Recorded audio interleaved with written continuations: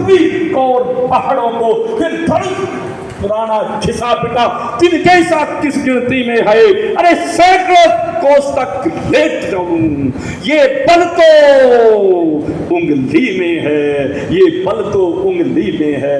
इतना बल मेरी उंगली में है कि सैकड़ों कोस तक इसे धरती को, इस ब्रह्मांड को उठाकर ले दो, चले सारे सागर को, पर्वतों को, सबको तोड़ करके चौड़ बना दो, अगर यदि आपकी आज्ञा हो।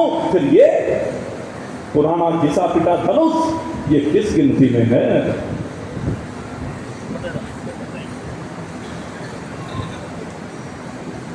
अब जैसे ही लखनलाल जी का क्रोध बढ़ा, अब लखनलाल जी के क्रोध को देखकर तो धरती कांपने लगी।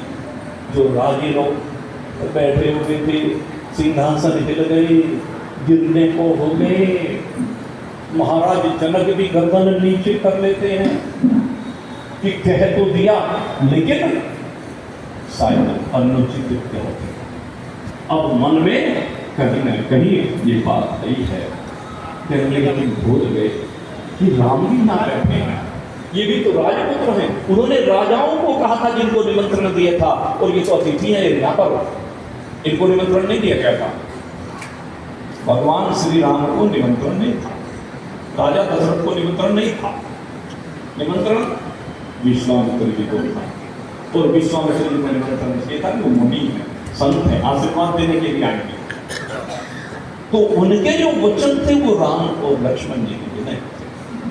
उनके ये वचन उन राजाओं को जिनको निमंत्रण देकर के बुलाया गया था स्वयंवर में, उनके लिए था। अब इसलिए जनक जी चुप हो गए, कुछ कहा नहीं, शब्द मुंह से निकले नहीं। आखिर विश्वामित्र जी उठते हैं।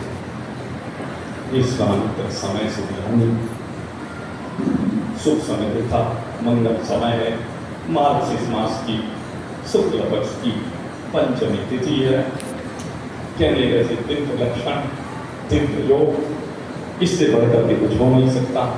तो बोले अभी स्नेह में है नाम, बड़ी स्नेह बोले, जैसे पिता जब प्रेम के वशीभूत होकर के गोद में लेकर के, एक माँ अपने बच्चे को गोद में बिठा करके लिखा करके उसके शीश पर हाथ देते हुए स्नेह में वाणी करके ममता लुटाती है।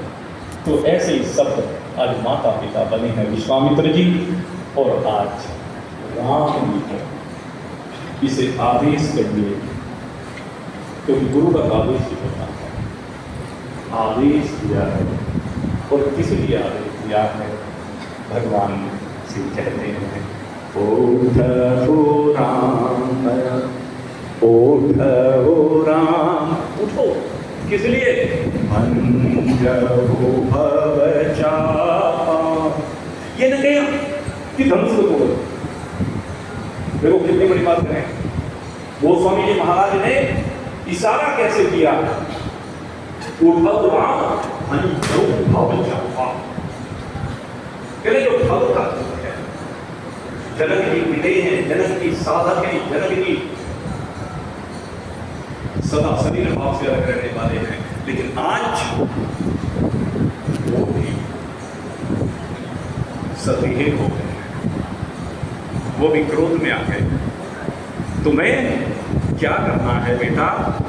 मीठ होतात जनक परिताप।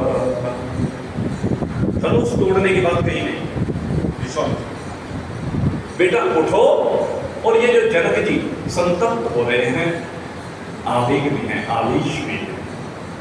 अब इस समय तुम्हारा फर्ज बनता है कि इनके ताप का हरण, इनके संतप्त हृदय को, शांति को हम यही चाहते करो। जो हमारा संतप्त हृदय है, जो हमारे हृदय में ज्वाला चल रही है, जो इस भव सागर में हम डबल रहे हैं, बार बार हिचकोले खा रहे हैं, हे प्रभु अब हमारे हृदय को शांति। हे प्रभु हमारा हृदय जन्म जन्मांतर से संतप्त, जन्म जन्मांतर से ये जीव अनेक शरीरों में यात्रा कर रहा है। प्रभु अब की बात आपकी इस नगरी में आए, आपके इस धाम में आए हैं, इसलिए प्रभु अब कृपा करो, कृपा करो, कृपा करो प्रभु। अब हम आपको चाहते हैं, आपके दर्शन चाहते हैं, आपके दर्शनों की अभिलाषा है, अब और कुछ नहीं चाहिए। बारंबार भगवान से प्रार्थना करने की आवश्यकता है।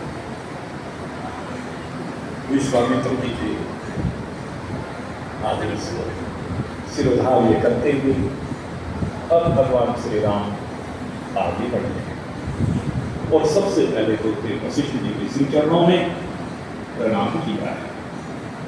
उनको प्रणाम करने के बाद महाराज सदानंद के चरणों में प्रणाम किया है। वहां पर जितने भी संत वृंद हैं उनके चरणों में प्रणाम किया। देखो ये परंपरा है, पहले जो प्रणाम होते हैं वो संतों के चरणों में प्रणाम किया। फिर वहां पर जितने विप्र बैठे हुए थे उन सब विप्रों के चरणों में प्रणाम किया। नमो ब्रह्मण देवाय गो ब्राह्मण हिताय च जगद हिताय कृष्णाय